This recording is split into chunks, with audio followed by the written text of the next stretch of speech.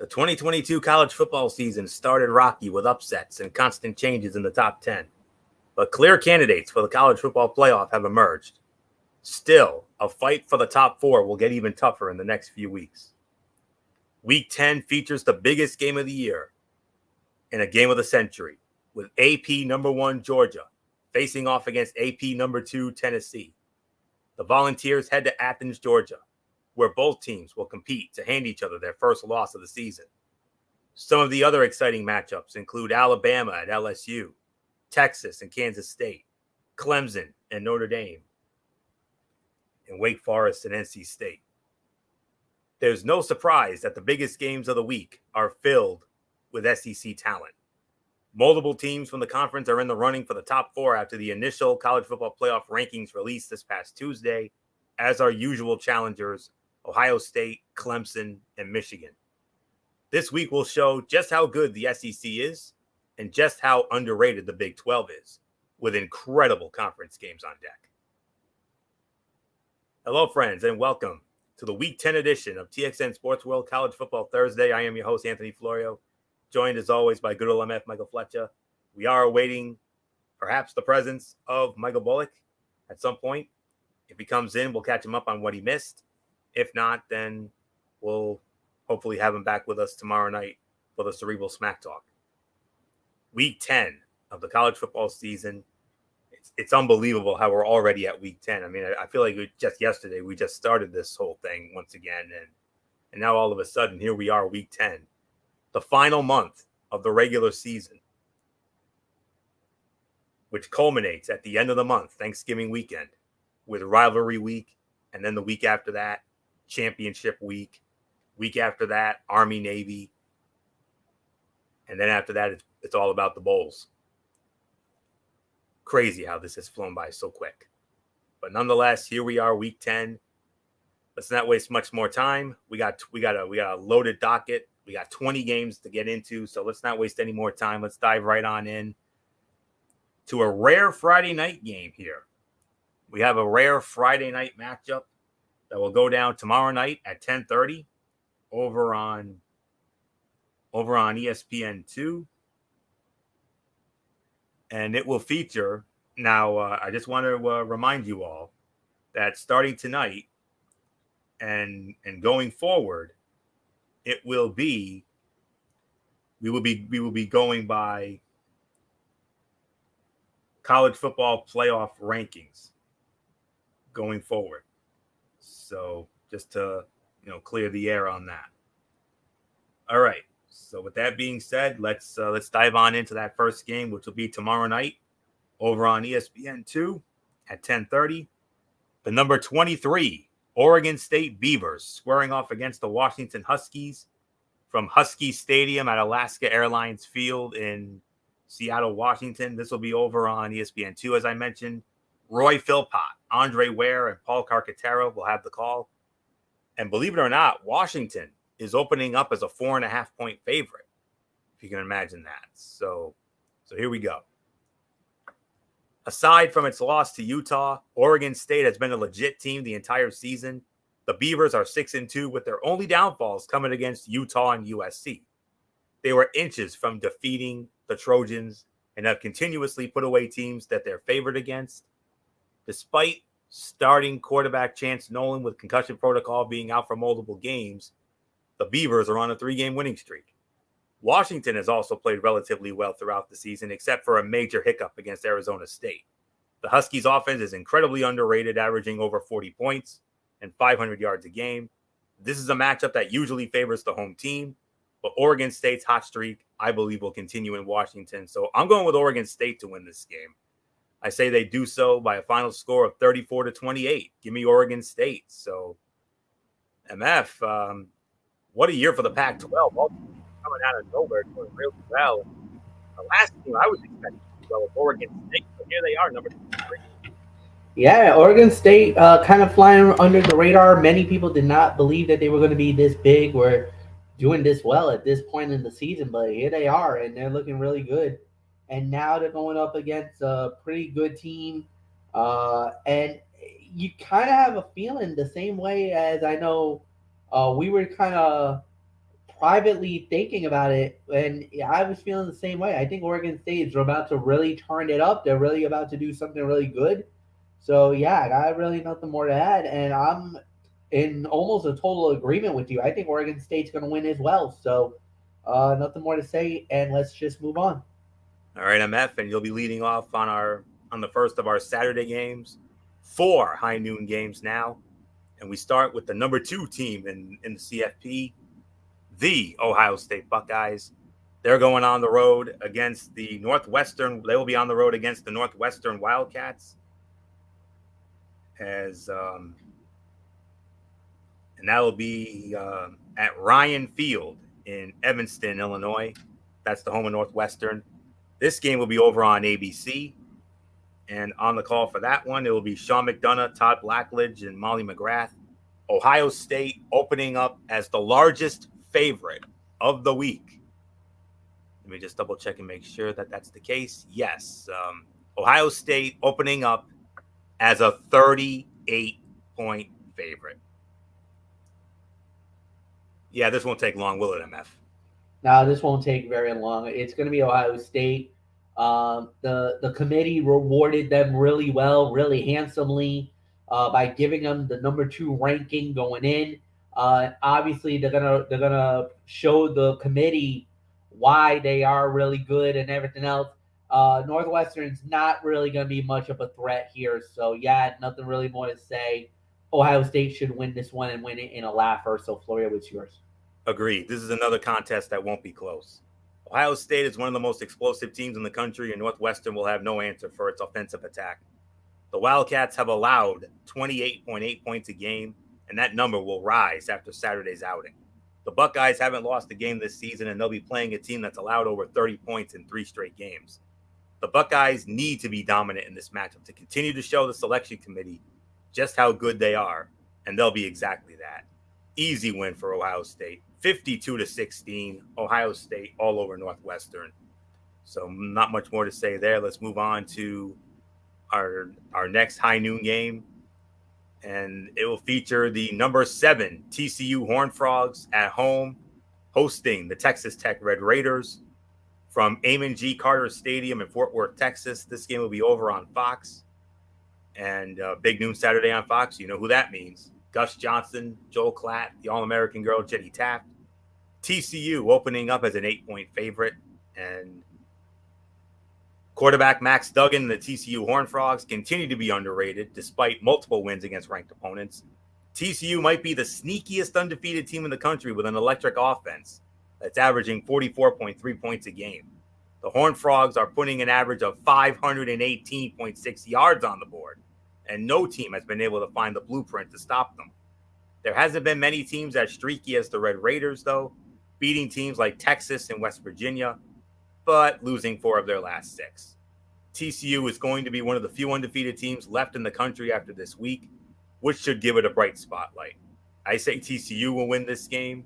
They'll pull away late. I'll say 43-27, TCU over Texas Tech.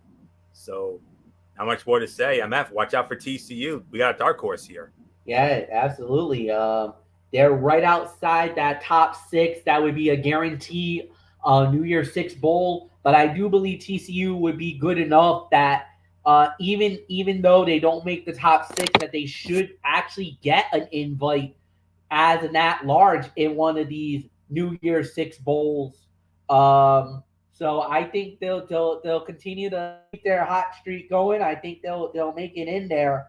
So yeah, as long as you keep in that close distance, I think if you're a top 8 team, you're right now on the verge of a New Year's 6. So I think they'll be there at the end. So yeah, TCU should win.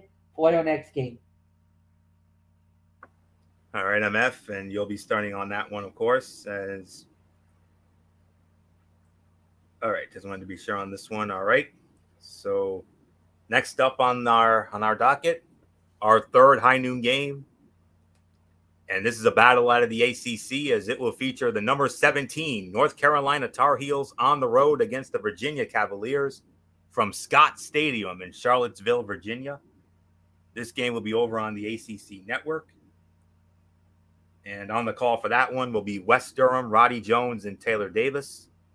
And North Carolina opening up as a 7-point favorite. So MF, North Carolina, they started unbeaten, then they lost to Notre Dame. But ever since that loss to Notre Dame, they haven't lost since. So can Carolina keep it going against Virginia?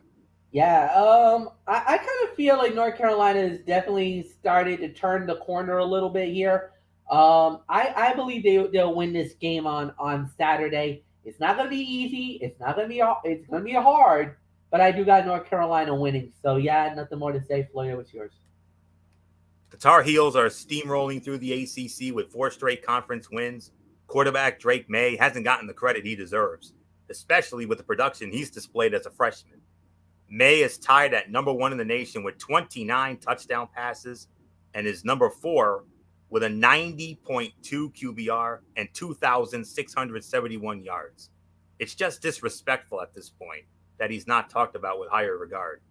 North Carolina is averaging 41.8 points on the season, but its defense has barely been able to stop anyone. There isn't much to worry about, since the Tar Heels are playing a Virginia team with quarterback Brennan Armstrong, who's recorded 9 interceptions this season. The Cavaliers just don't have the firepower to keep up with May and UNC's offense. 28-16, North Carolina defeats Virginia. So with that, we move on to our final high noon game on Saturday. And this is what we in the biz call a sleeper game of the week, as it features a surprising team in the top 25. Welcome to the top 25, coming in at number 19, the Green Wave of Tulane, if you can imagine that. The Tulane Green Wave coming in at number 19. They're going to be going on the road to take on the Tulsa Golden Hurricane at Skelly Field at H.A. Chapman Stadium in Tulsa, Oklahoma. And this game will be over on ESPN University. And on the call for that one will be John Schriffen and Renee Ngalia. And Tulane opening up as a 7.5-point favorite. The Green Wave have quietly notched a 7-1 record with a perfect 4-0 record in conference play. Tulane is on a 5-game winning streak, averaging 33.6 points on the season. While the spotlight has been pointed toward the offense, Tulane's defense has allowed only 17.4 points a game. It's been a nice ride for the Green Wave. But the train could come to a stop You never know. Coming off a bye, the Golden Hurricane will make their name known this weekend. Could most certainly make their name known this weekend by taking down a ranked opponent. Tulsa is 1-4 in its last 5 games, mostly because of a subpar defense that can't stop the run. Some consider this a trap game, and yes, there are trap games every week. Tulane could get caught in one this weekend, but to be honest with you, I don't see that happening. I think they'll make it close, but I just think Tulane's the better team right now. So I got to go with Tulane to win this one. My final score, I'm going to say 28-23. I say Tulane escapes. So there isn't much more to say except MF. How about them Green Wave of Tulane, number 19? Yeah, Green Wave of Tulane, number 19. Remember, there was a team that we had that was also in the top 25 and only lasted 1 week, about a couple of weeks ago, and they got upset right out. So maybe, could it be a curse there? First time in top 25, maybe bounces out the next week. You never know.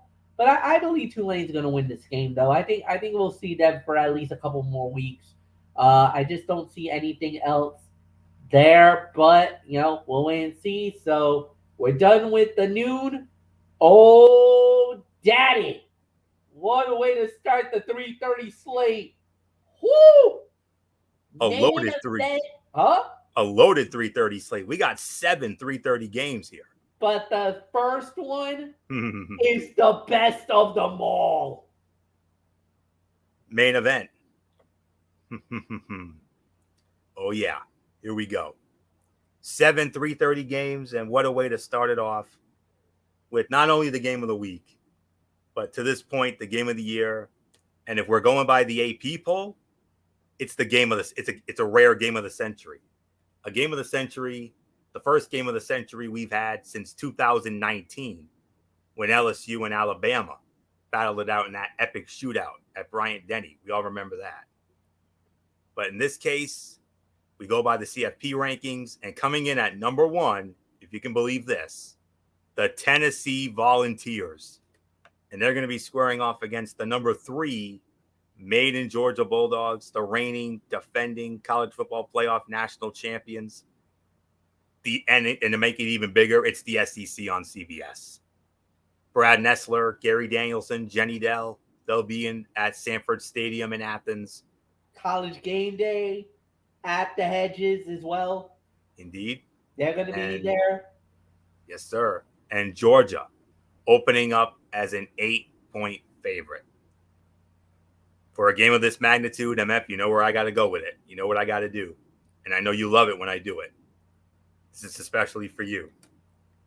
This is truly what the words main event were meant for, because this right here is the main event. Brother, it don't get no bigger. It is the game of the year. And for Tennessee, this is the moment that could solidify you as the team. You beat Alabama, and nobody saw that coming. A lot of people were thinking maybe you make it close, but nobody really thought you could pull it off. You did. You pulled it off. You knocked off Alabama. There was the big stampede. The goalpost got taken down, and the goalpost is floating in the Tennessee River at this very day. Now, you're going to the Hedges. You're going to Georgia. This is a tougher battle because now you're dealing with the national champions. So now the question becomes is, where do you go from there? Do you play it? How? If you're Tennessee, you're thinking, all right, we've done all this, all of the success, everything we've done now could lead us to what undoubtedly could be a date with destiny. However, a loss will be very detrimental to Tennessee, not to Georgia, because Georgia already has not lost a game yet. But it would hurt Tennessee because with that loss, it would kind of hurt them because of the fact that, yeah, your signature wins against Alabama, but then look at all the other teams. They're going to want to look for a team that's going to want to benefit from this if Tennessee loses. Now, if Georgia loses, now that does hurt Georgia, but it wouldn't, it basically, if Tennessee beats Georgia, Tennessee's a lock for the Final Four. I do not see any other criteria Tennessee would need to lose that spot. They'll at least be guaranteed the top 4. To beat Alabama and Georgia in the same year? No, you are in. I will gladly say you are in the college football playoff. We'll see you in December play in one of the 2 national semifinal games and maybe possibly going for the national championship. But until you beat the champions and until you really leave that mark, if this was in Neyland Stadium, I think they beat Georgia. I just don't think they have enough of the horses or enough weapons to knock off Georgia. Georgia is just an unbelievable squad. They are a very good team. I just don't see it. So for me, it's going to be a close one. This will probably live up to that game of the century level like the Alabama-Tennessee game did. I could see it come down to a field goal at the end. but I think Georgia walks away with the victory. 31-28. Georgia knocks off Tennessee and kind of puts a roadblock in Tennessee's plans to make the Final Four. Anthony, it's yours. The wait is finally over. One of the most explosive teams in the nation is headed to Athens to face the defending national champion Made in Georgia Bulldogs. The Tennessee Volunteers are averaging 49.4 points and 553 yards this season, taking down teams like Alabama, Florida, and LSU. Georgia averages 41.8 points and allows just 10.5 points a game. The major factor for this matchup is the Bulldogs' defense, giving Georgia the better overall talent edge, since Tennessee has had trouble against the pass this season. Georgia will take down the Volunteers to give them their first loss since last season. But at the same time, MF, I think it's going to be a higher scoring game than you think. 31-28, that's respectable. But I've got Georgia winning this game as well. My final score is going to be, listen to this, 44-38. Georgia holds off Tennessee, and we'll go from there. So what a game it's going to be. It's going to be a fantastic game. I can't wait for it. Saturday is going to be a loaded day.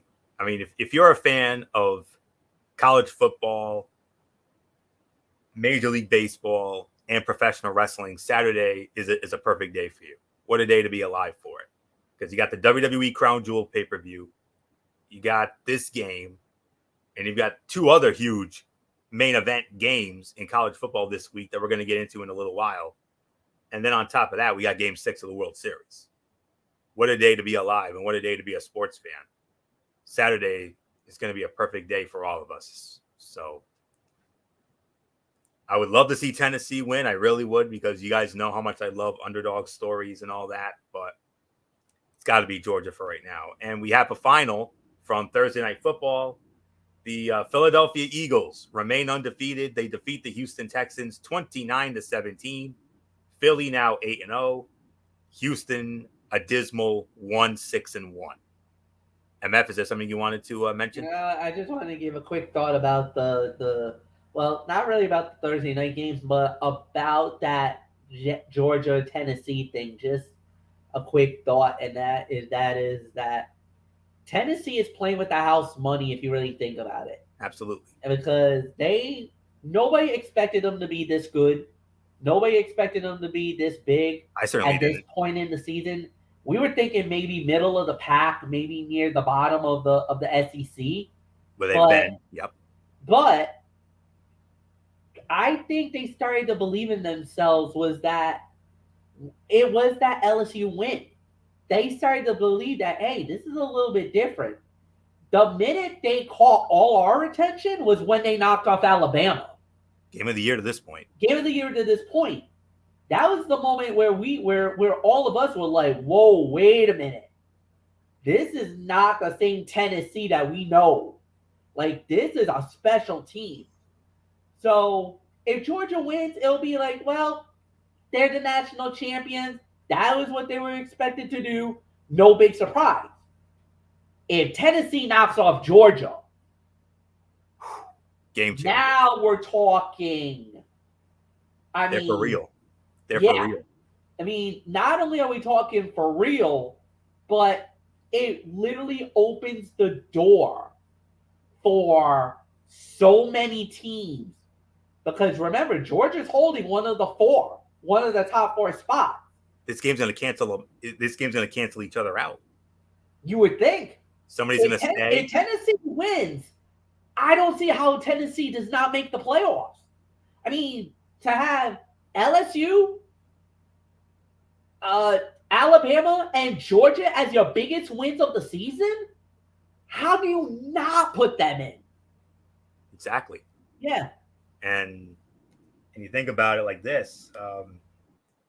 and then if they get by this, they got a fairly easy schedule the rest of the way, and then their next test wouldn't be until the SEC championship. Yeah, because they would have to play the West winner. And they'll very likely have to face Georgia or Alabama again. Yeah, rematch. Most likely. Actually, I would think most likely it would be Bama. Because no, they haven't. No, after this game for Tennessee, they get Missouri at home, and that's going to be senior day. That's going to be their home finale because their final two games are on the road against South Carolina and Vanderbilt. Yeah, so, and those are 2 wins there. But I'm talking about it was Missouri. But for Georgia, they don't play Alabama in regular season, so no. Georgia football. Let's see. You're right. After this game, Georgia's at Mississippi State, at Kentucky, and then they close the regular season at home on Senior Day against Georgia Tech in the rivalry. And Georgia Tech, and then of course Alabama, they got the Iron Bowl at the end against Auburn. Indeed, and of course they got LSU coming up, and then they got another tough game. They got to go to Ole Miss next week. On top of that. Yeah, so no, this thing is still wide open. Very wide. It ain't over yet. And then Bama also has a gimme. They got a cupcake against Austin Peay, and then of course the Iron Bowl at Bryant-Denny against Auburn. So, and as of right now, there's a 3-way tie. Well, actually, no. Here's the thing, MF. Georgia and Tennessee are both in the East Division. So whoever wins this game pretty much has a golden ticket to the SEC championship when it comes to the East Division. Because in the West, we got a 3-way logjam with Bama, LSU, and Ole Miss. So as I'm looking at the standings now, Georgia and Tennessee are in the same division. They're in the East. So this could decide who goes to the SEC title game. Exactly. Wow. So high stakes indeed in our main event. So, but boy, howdy, I can't wait. You can't wait. We all can't wait. So that'll be a nice little, and then that'll be a nice main course after the appetizer, which is Crown Jewels. So, all right. So, so with that, let's get into the next of our 3:30 games here. Let me see where we are. All right. I'll start it off, and it'll feature the number 8 Oregon Ducks squaring off against the Colorado Buffaloes from Folsom Field in Boulder, Colorado. This game will be over on ESPN. And on the call for that one will be Mike Monaco, Rod Gilmore, and Tiffany Blackman. Oregon opening up as a 31.5-point favorite. This won't be a close one at all. Oregon is 7-1 with its only loss coming against number 1 Georgia in week 1. Colorado is giving up 483.8 yards a game with one of the worst point differentials in the nation. The Buffaloes average 16.3 points, and that won't be nearly enough to keep up with a high-scoring Ducks offense. Quarterback Bo Nix has played great for Oregon with the help of first-year offensive coordinator Kenny Dillingham.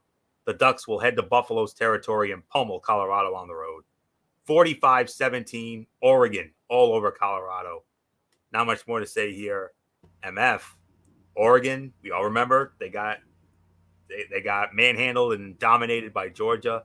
But ever since then, they play like that Oregon team that Eric Carrier knows and loves. Yeah, they've been one of the biggest surprises, man. They were flying under the radar, and now all of a sudden they are actually on the verge of a New Year's Six bowl. They are. Yeah, I mean, you can't deny it. After I think at the beginning of the year we were yelling, no way are they going to make the college. No way are they going to have a successful season or anything else like that. But the thing is that the Ducks just persevered. They were like, all right, it was a bad start, but we can bounce back. And sure enough, they did. So it's been very impressive what they've been doing. It's been unbelievable what they have done. And yeah, Oregon, I think, is going to win yet another game. So nothing more to say. Floyd, was yours. Looking at Oregon's remaining schedule after Colorado, they host Washington next week. That should be a win. But then their final 2 games, tough. They got Utah coming in, and then they got to go to Corvallis against Oregon State in the Civil War. Yeah. So, oh boy. So we'll see what happens with Oregon. So with that, we move on to our next matchup. Just want to make sure I've got the right one because we got so many 3:30 games here. All right, I got it. It will be the number 15 Penn State Nittany Lions on the road against the Indiana Hoosiers from Memorial Stadium in Bloomington, Indiana on ABC. And on the call for that one will be Bob Wischusen, MF's boy Dan Orlovsky, and Chris Budden. Penn State opening up as a 14-point favorite. MF, Penn State bounces back after that rough loss to Ohio State. Yeah, I do believe that they will. I think they got a pretty good job. They got a pretty good situation here. So yeah, I think Penn State will. Look, they played Ohio State almost great.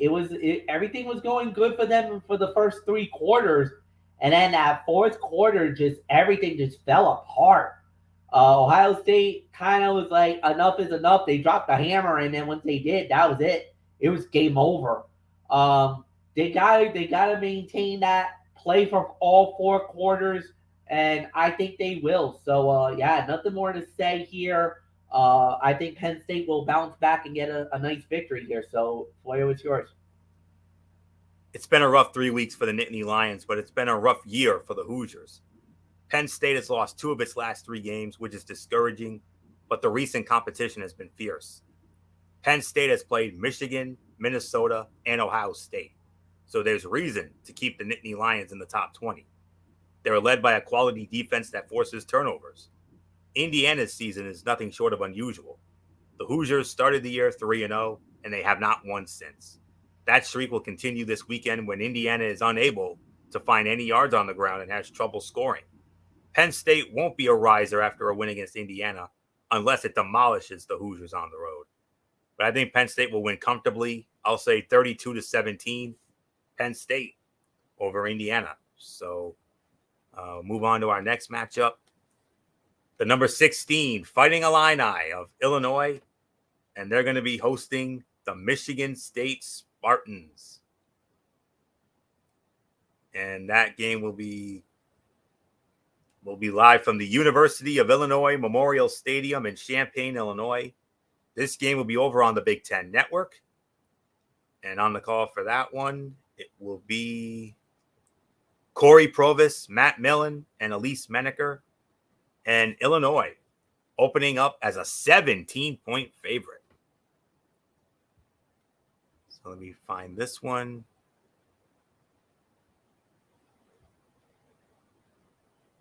All right. There aren't many teams that let one player carry their entire offense, but the Fighting Illini ride the success of running back Chase Brown. He has over 100 rushing yards in every game this season. It doesn't seem like Brown shows many elusive moves on the field compared to backs across the country, but he carries the ball more than most.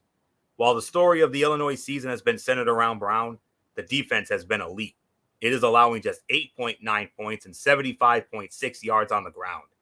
Michigan State lost to its in-state rival, Michigan, last weekend to the delight of MF, and the losing streak will continue against Illinois. Close game, but I think Illinois wins this one. My final score, 24-16. Illinois defeats Michigan State. So not much more to say here. MF, how about them Illini?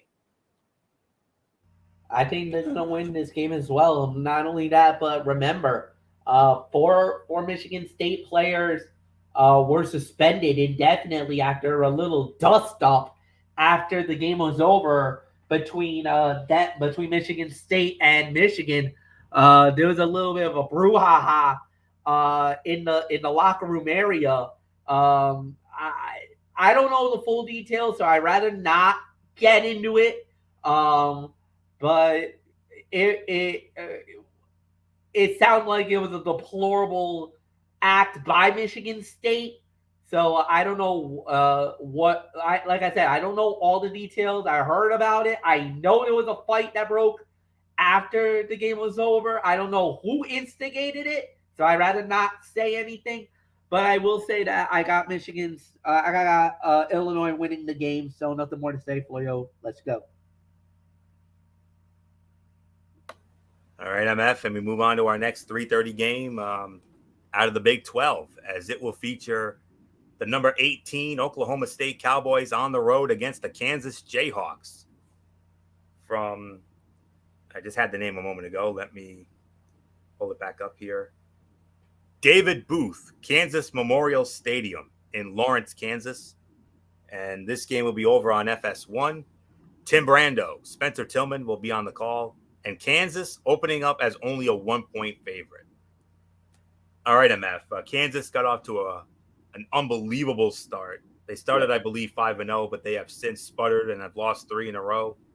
But Oklahoma State coming off getting humiliated by Kansas State 48-0. Something's got to give.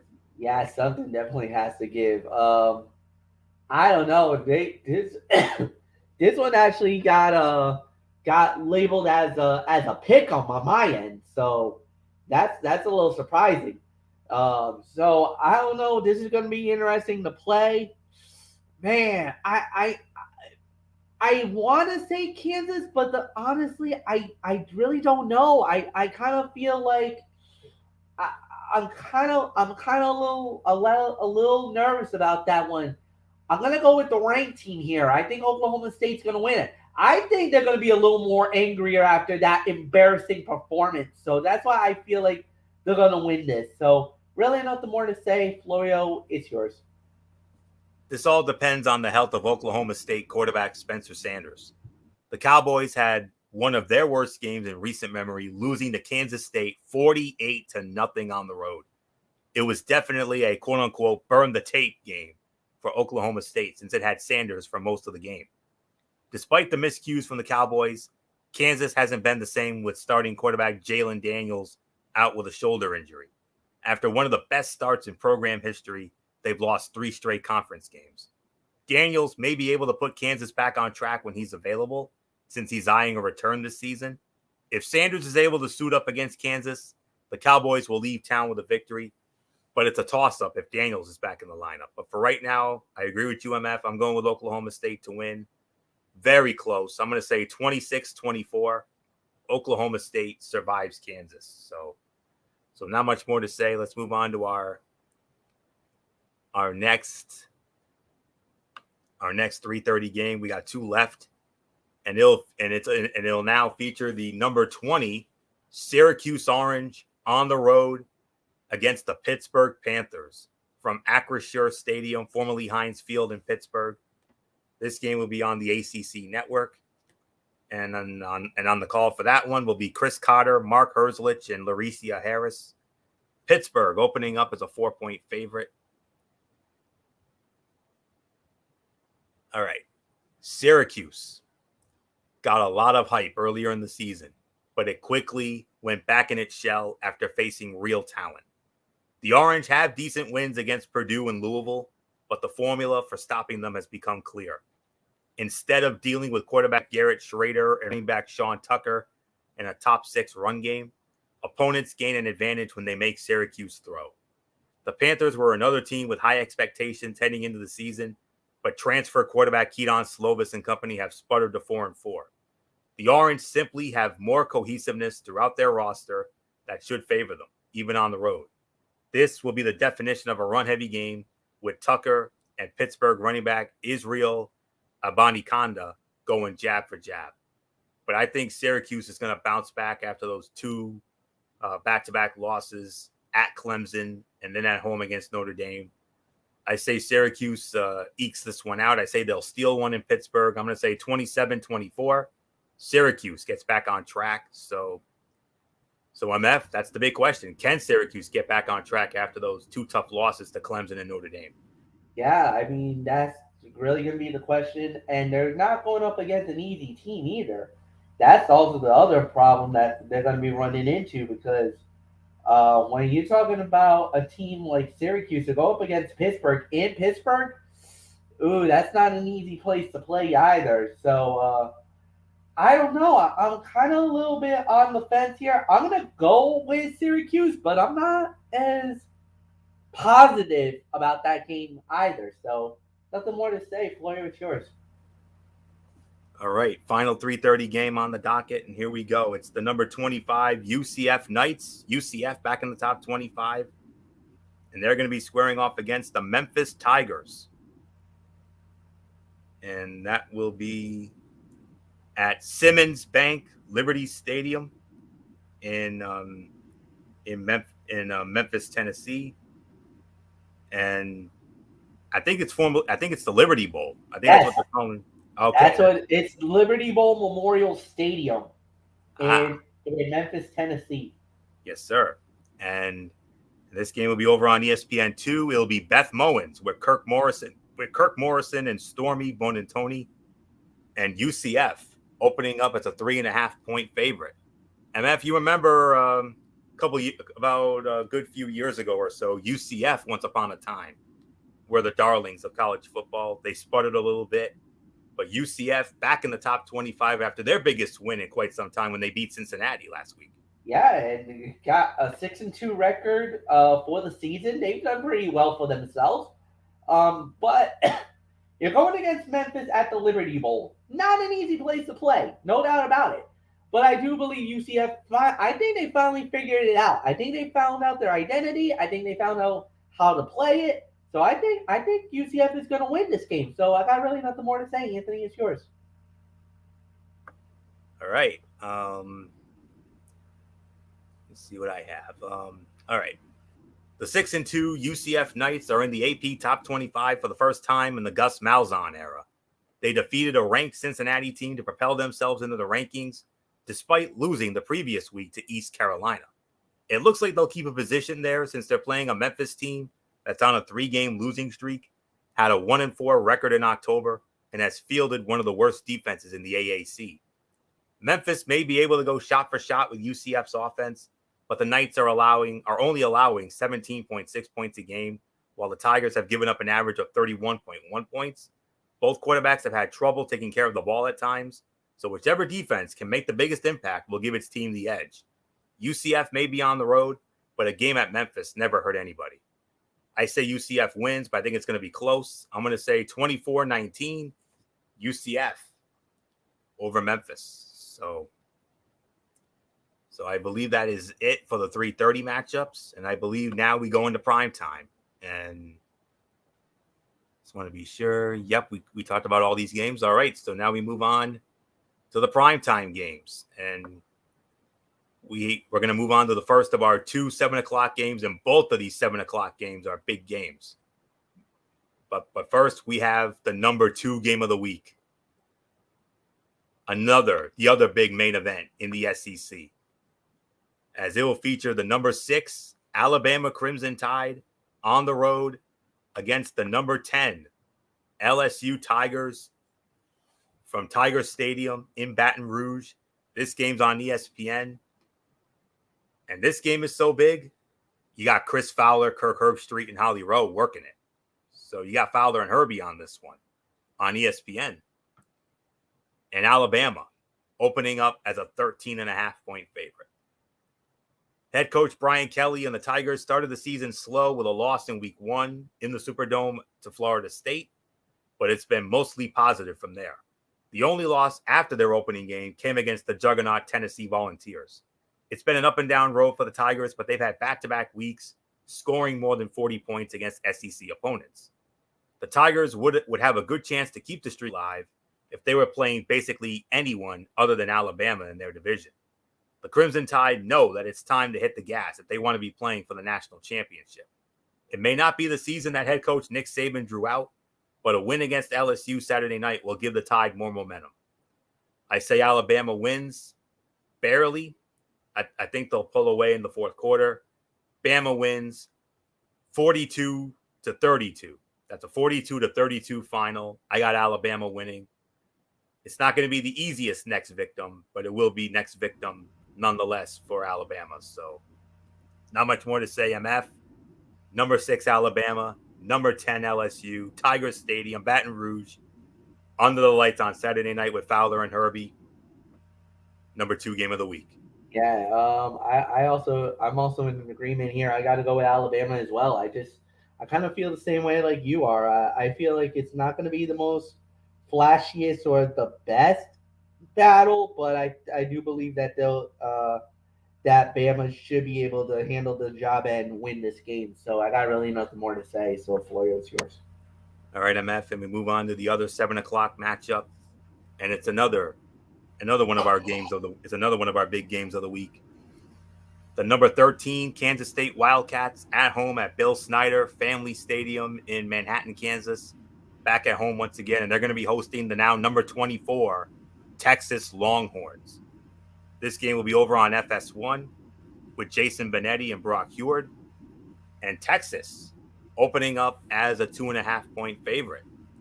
MF, we know how high you've been on Texas over the years, and Yeah. they're back in the top 25. Well, in the CFP top 25 at number 24, but they got a very tough test here. Number 13 Kansas State. Last time we saw them, they put up that 48-0 beat down on OK State. But the thing is Adrian Martinez going to be playing? He's right now listed as questionable with a lower body injury. If he plays, then there's no doubt in my mind, and I totally am in an agreement here. I do believe they'll win the game. If he doesn't, though, now we're talking about a situation where trouble may come to K State, and Texas might pull off yet another upset. But I do believe K State should win it. I really got nothing more to say. So Anthony, it's yours. Yeah. Texas lost its previous game to the Oklahoma State Cowboys, but a win against Kansas State is on its way. The Longhorns were on a bye week last weekend, which came at a great time as they try to make a late season push. Quarterback Quinn Ewers had a frightful performance against the Cowboys, but Texas had a chance to regroup. Kansas State is fresh off a 48-0 win against the Cowboys, but they were not at full strength. This just seems like a trap game for the Wildcats. It should be a high-scoring affair with Ewers back in his comfort zone and Texas looking to make a statement. I'm going to call for the upset. I'm going to say Texas wins this game. My final score, 36-27. Texas over Kansas State. So not much more to say there. Now we have 6 games left, and the next 3 are all 7:30 kickoffs. And we move on to another one of our big games of the week. The number 4 Clemson Tigers on the road against the Notre Dame Fighting Irish, Notre Dame Stadium, South Bend, Indiana, on NBC with Jack Collinsworth, Jason Garrett, and Zora Stevenson. Clemson opening up as a 3.5 point favorite. Tough game here. Tough to call. Clemson is fresh off a bye week, headed to South Bend to play the Notre Dame Fighting Irish, who have finally found some life. Notre Dame has back-to-back wins, defeating Syracuse and UNLV. This would have been a more favorable matchup for Notre Dame if the Tigers didn't have 2 weeks to get back to the drawing board. Clemson has had 2 close bouts against Syracuse and Florida State in their last 2 games. The Tigers are more vulnerable to an upset than their top 5 ranking would seem. With Notre Dame's offense hitting over 40 points in 2 straight games, the Fighting Irish may have found the key to saving their season. They could continue their hot streak and defeat the Tigers at home. But to be honest, I have doubts. 2 years ago, they did it. 2 years ago, Notre Dame beat Clemson in what was the game of 2020. We all know that. But I just don't know if they can win this one, though. I mean, they've looked great the last 2 weeks, like I said, against UNLV and Syracuse. But as much as I want to see the upset, and I do, I got to say Clemson steals this one at Notre Dame Stadium. I'm going to say 32-26. I'll say Clemson wins. But if Notre Dame were to win, hey, wow, that would be something. So, but I got to go with Clemson right now. I think they're the better team. I think they'll find a way. I'll say 32-26. So there isn't much more to say. MF, 2 years ago, they had the game of the year at Notre Dame Stadium, that wild 47-40 double overtime thriller that Notre Dame won. DJ Uiagalelei in place of then injured quarterback Trevor Lawrence. But here we go.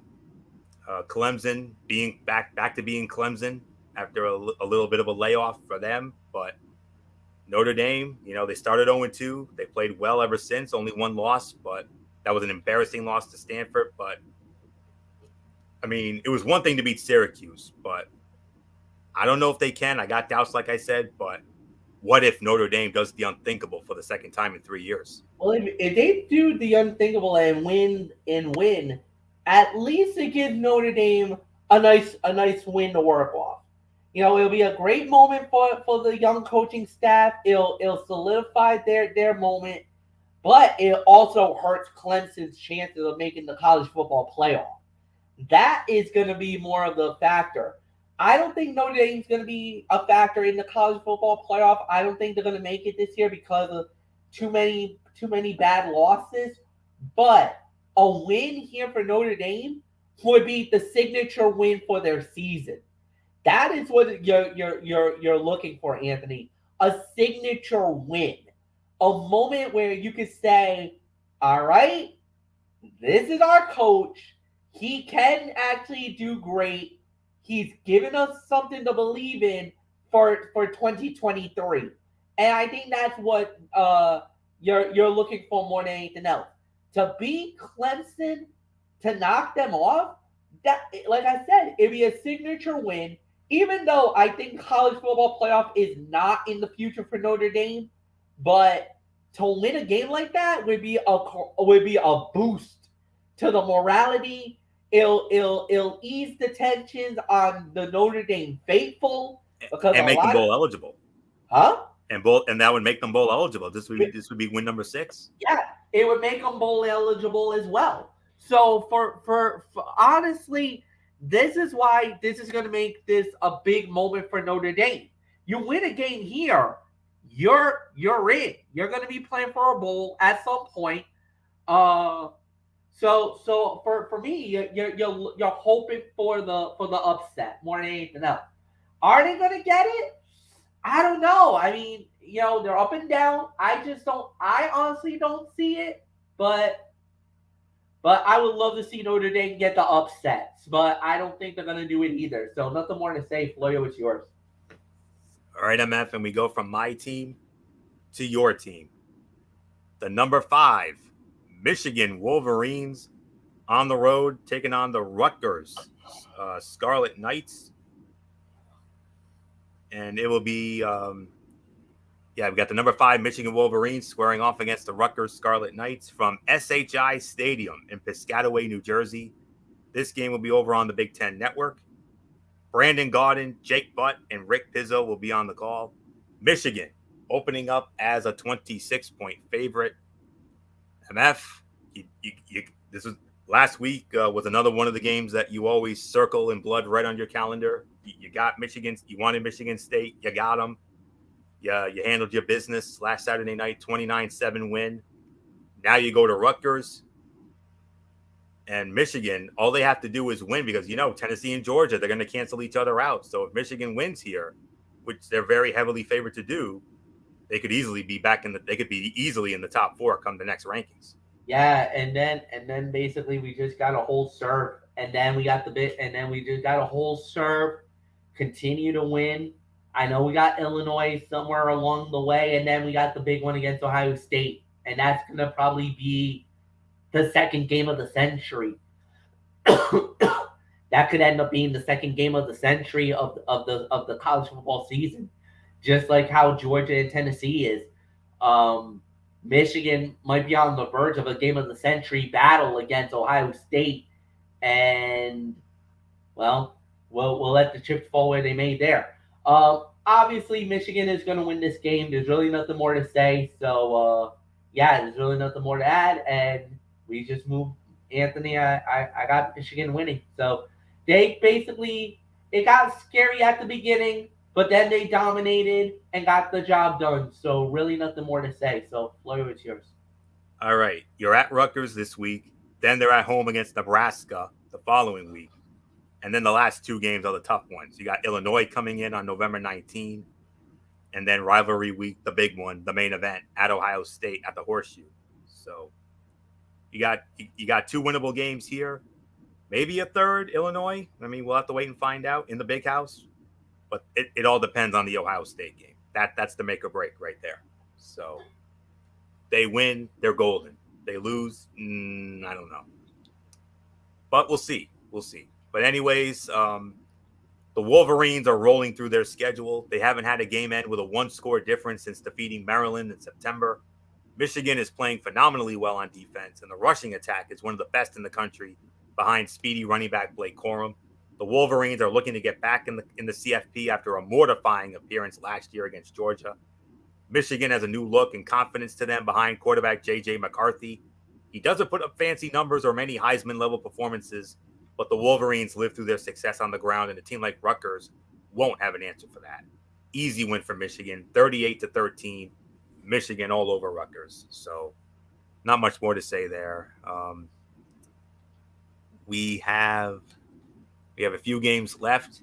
We got 4, I believe, and this is our last 7:30 kickoff, as it'll feature the number 14 Utah Utes back at home against the Arizona Wildcats.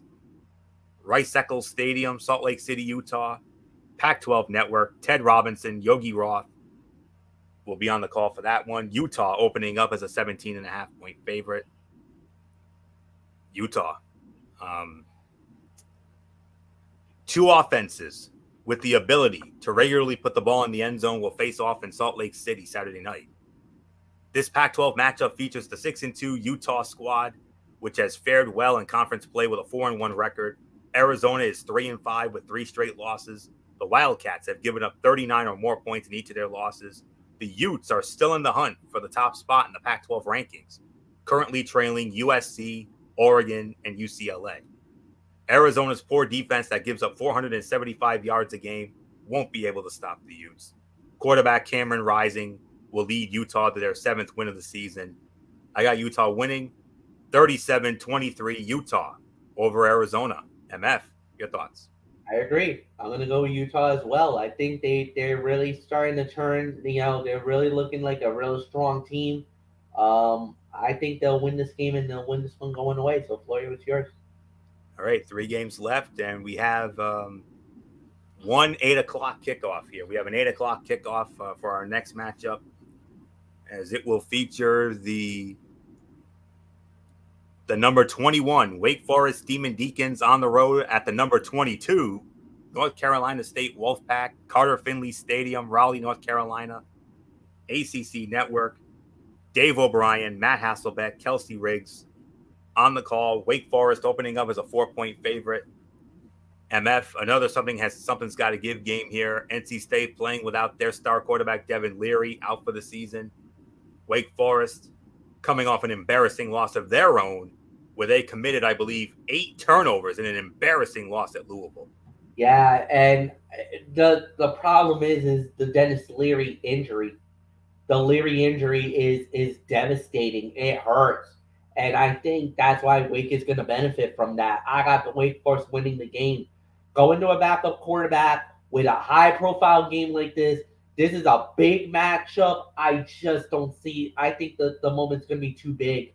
And I think Wake is going to go in there and walk out with the victory. So I got Wake Forest winning. Anthony, it's yours. This would have been a very exciting matchup with a healthy Devin Leary, who's out for the year with a torn pec. But NC State is led by backup quarterback Jack Chambers, who's had trouble moving the ball. Chambers threw for 31 yards on 6 completions against Virginia Tech last week, and an effort like that will be nowhere near enough to keep up with Wake Forest's offense. The Wolfpack would be booted from the top 25 if they're dominated by the Demon Deacons at home. It's always a toss-up in a night game at Carter Finley Stadium, but matchups like this usually favor the more experienced team.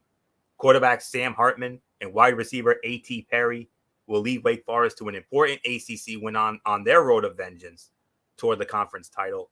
NC State's best quality is its linebacker room and schemes. It runs on the defensive end, but that won't be able to stop Hartman each quarter.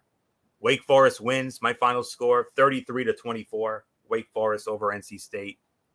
2 games left, and they're both Pac-12 after dark games, if you will. We'll start with the one because these are both at 10:30. We have first up the number 9 USC Trojans back at home at the Los Angeles Memorial Coliseum in Los Angeles, hosting the Golden Bears of Cal on ESPN, Pac-12 After Dark. And on that call will be Dave Patch, Dusty Dvoracek, and Tom Luganbill. And SC opening up as a 21.5-point favorite. And not much more to say. It's USC. USC quarterback Caleb Williams will keep writing his application for the Heisman Trophy Saturday night. Williams will have a top-notch performance against a conference opponent. The Trojans are averaging 307.9 yards in the air, with Williams recording 24 touchdowns and only 1 interception. California started the season with some solid showings, but now it is riding a 4-game losing streak, all of which came against Pac-12 opponents. The Golden Bears will make that 5 straight losses.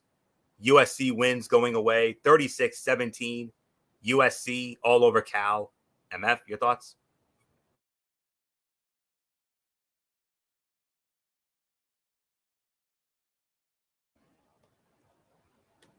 MF, are you there? Yeah, I'm here. Sorry about that. That's all right. I know we got 2 games left, and I'm guessing we're gonna be talking about USC. I really don't really have much to talk about on this one. I think USC is just gonna handle their business. They're going up against California. There's really not much here. SC, I think, is gonna bounce back. They did lose not too long ago, a couple of weeks ago. They got a nice win over Arizona, hard-fought victory over Arizona. But I think this one will be a more comfortable victory over California, at least 2 or 3 touchdowns. So, yeah, I got USC winning. So, Florio, what's yours? All right, final game of this loaded week. The other Pac-12 After Dark game, if you will, feature the number 12 UCLA Bruins on the road against the Arizona State Sun Devils at Sun Devil Football Stadium in Tempe, Arizona. This game over on FS1. Of course. Just give me one moment here. I had it here. All right. Yep, it's the UCLA Bruins against the Arizona State Sun Devils. And this game will be over on FS1. And if I remember correctly, I believe I saw as far as who's scheduled to be on the call for this one, I believe it's Noah Eagle, the son of Ian Eagle of CBS. It'll be Noah Eagle and Mark Herzlich. They'll be on the call for that one. UCLA opening up as an 11-point favorite, and I don't remember. MF, you start this one off. It's our final game of the night. Number 12 UCLA at Arizona State. Close it out. Yeah, and I believe it's going to be UCLA. I think they're going to kind of dominate early in the game. Maybe Arizona tries to do something, but UCLA's just got too much firepower, too much offense. And the way they handle Stanford, it's almost going to be pretty close to that kind of a domination. So Arizona I think State. What? I thought you made a mistake on that one. No, I was referencing another game. Okay. Yeah. Because I was referencing from the game that they played against Stanford. Gotcha. And how they dominated them. Okay. So I think it's going to be similar, pretty close to that type of outcome. 35-17 is my final score, but I got UCLA winning. Absolutely. And I got it here. It will indeed be Noah Eagle and Mark Helfrich on the call for this game on FS1 Saturday night, this Pac-12 After Dark matchup. And I'm right there with you. These are 2 programs on completely opposite paths. Arizona State is searching for its next head coach, while UCLA is back near the top of the college football world. One of the biggest stories of this season has been high-scoring offenses, which is a common story for teams in the top 10. The Bruins are averaging 39.6 points on the season with over 500 yards a game. Arizona State hasn't been terrible with a 3-5 overall record, but it is unlikely to stop UCLA's offense. The Bruins will be playing in Tempe, which should bring a bigger crowd than they are used to, but those fans will trickle out when the Bruins lead a couple of big play drives. UCLA wins. My final score, 36-21. And with that will put the bow on this Week 10 edition of TXN Sports World College Football Thursday. We want to thank you all so very much for tuning in, as always. We'll be back with you tomorrow night, 11 p.m., immediately following AEW Rampage over on MF's channel, Brace Fan 95, for another edition of the Cerebral Smack Talk, as we will be reviewing Friday Night SmackDown, their go-home show for Crown Jewel, taped show, by the way. And then AEW Rampage, as always. And then, of course, we will preview the WWE Crown Jewel pay-per-view event that goes down this Saturday in Riyadh, Saudi Arabia. Get into all that tomorrow night. And then Saturday night, 10:30, right back here on the Tone 25, the Week 9 edition of TXN Sports World NFL Saturday, where we will recap the Eagles-Texans game tonight and get into all the other big matchups of the week. And then from there, Sunday night,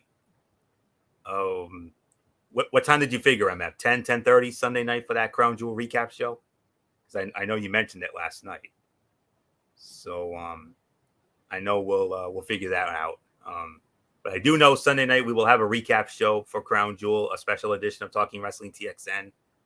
And then Monday night we have Ridiculously Raw, right back here on the Tone 25.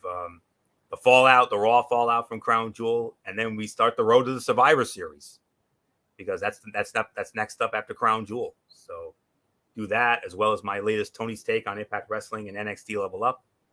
Wednesday night Madness with MF, as we will have NXT, AEW Dynamite, and on top of that, we'll also have our preview of the next Thursday night football game, the Atlanta Falcons and the Carolina Panthers. And then next week, Week 11 of TXN Sports World College Football Thursday. Not nearly as exciting as this week, but we actually do have some decent matchups. I mean, game of the week, no doubt about it. It's Alabama and Ole Miss, and that's already been confirmed for the SEC on CBS. We've also got LSU against Arkansas, Purdue against Illinois, Washington against Oregon. We got UCF and Tulane, sleeper matchup there. Georgia, Mississippi State, Kansas State, Baylor, North Carolina against Wake Forest, and TCU against Texas. So those are just some of the games to look forward to next week, and we go from there. So that's it. So until tomorrow night, for the Cerebral Smack Talk over on MF's channel, Brace Fan 95, Anthony Florio here for good old MF Michael Fletcher, and in spirit, Michael Bullock. And as always and forever, the First Lady, Dee Dee Whitson. You know the routine, everybody. Thumbs up. Talk to you later. Yeah. Throw it up Fortune Force style. Bye for now, my friends. God bless. Be good to each other. Have a blessed Friday. And until tomorrow night for the Cerebral Smack Talk, you've been watching the Week 10 edition of TXN Sports World College Football Thursday, right here on the Tone 25 on YouTube and StreamYard.com. For everybody who's been a part of this one, for now, Anthony Florio, so long, and bye, everybody. Bye.